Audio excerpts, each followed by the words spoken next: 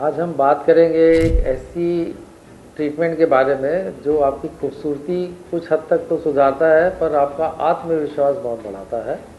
हम बात करेंगे स्कार रिवीजन के बारे में, स्कार ट्रीटमेंट के बारे में।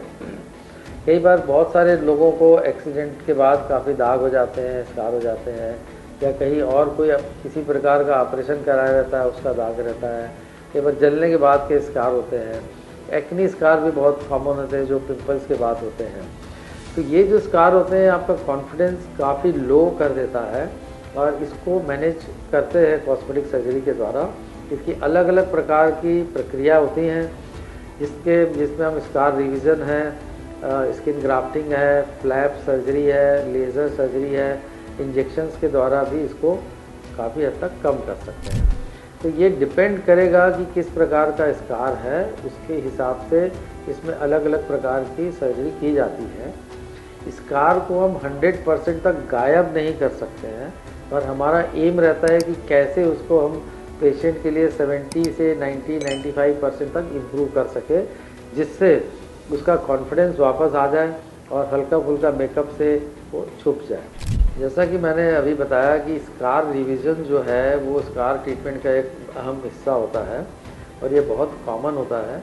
इसमें जो बड़े स्कार होते हैं, चौड़े स्कार होते हैं या टेढ़े मेढ़े रहते हैं और शरीर के कौन से हिस्से में रहते हैं, इसमें स्कार को निकाल के उसी आसपास वाली जो स्किन है उनको ले करके उसको फाइन स्टिच किया जाता है। और कई बार इसमें सब क्यूटिकुलर स्टिच करते हैं जिससे लाइन जो है बहुत बारीक हो जाती है। कई बार इसमें जेट प्लास्टी है, डब्ल्यू प्लास्टी है, ऐसी चीज़ें भी करते हैं जिससे स्कार काफ़ी कम हो जाता है। और बाद में स्कार के लिए कुछ क्रीम ट्रीटमेंट है, कुछ जेल शीट ट्रीटमेंट है, प्रेशर ट्रीटमेंट है, ये सब किया जाता है जिससे स्कार को और कम किया जा सके। और लास्टली जब स्कार रिवीजन के बाद 6 महीने या साल भर के बाद अगर ज़रूरत महसूस होती है तो उसमें लेज़र करके उस स्कार को और लाइट किया जा सकता है। वैसे ही अगर जलने के बाद का अगर स्कार है तो अगर छोटा स्कार है तो उसमें स्कार रिवीजन होता है, अगर बड़ा स्कार है तो इसमें टिश्यू एक्सपांडर टेक्निक होती है या उसको बैलून टेक्निक हम बोलते हैं। उसमें जो बाजू वाली नॉर्मल जो स्किन होती है उसको एक्सपांड करते हैं धीरे धीरे और 1-1.5 महीने में जितना चौड़ा स्कार है उसके हिसाब से, और बाद में उसी स्किन को स्कार निकालने के बाद वहाँ पर जोड़ दिया जाता है जिससे खाली एक बारीक लाइन आती है। ये भी काफ़ी कॉमन प्रोसीजर है स्पेशली बर्न्स स्कार के लिए। इसी प्रकार अगर हम एक्सीडेंटल हो गया, बर्न्स हो गया या सर्जरी के जो स्कार हैं, अगर हम देखें जो एक्नी के स्कार होते हैं उसका ट्रीटमेंट भी बहुत कॉमन होता है। और कई बार लोगों को बहुत छोटे छोटे पिट्स या गड्ढे होते हैं, कई लोगों में बहुत गहरे स्कार होते हैं। डिपेंड करता है कि किस प्रकार की एक्नी हुई है, इन्फेक्शन हुआ है।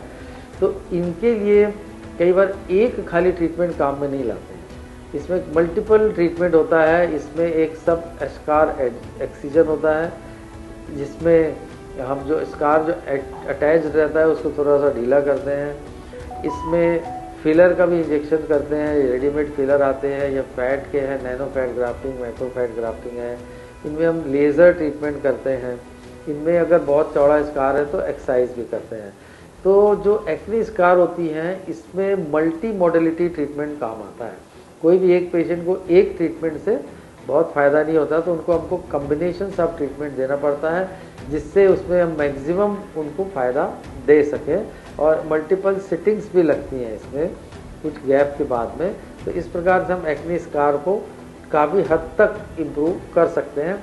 बहुत बड़े स्कार में कई बार मिनी फेसलिफ्ट जैसा ट्रीटमेंट भी करना पड़ता है जिससे वो उनको काफ़ी हद तक कम किया जा सके। स्कार से संबंधित और भी अगर आपकी कोई क्वेरीज हो तो आप हमारे कमेंट सेक्शन में जा सकते हैं, हमसे डायरेक्ट बात कर सकते हैं।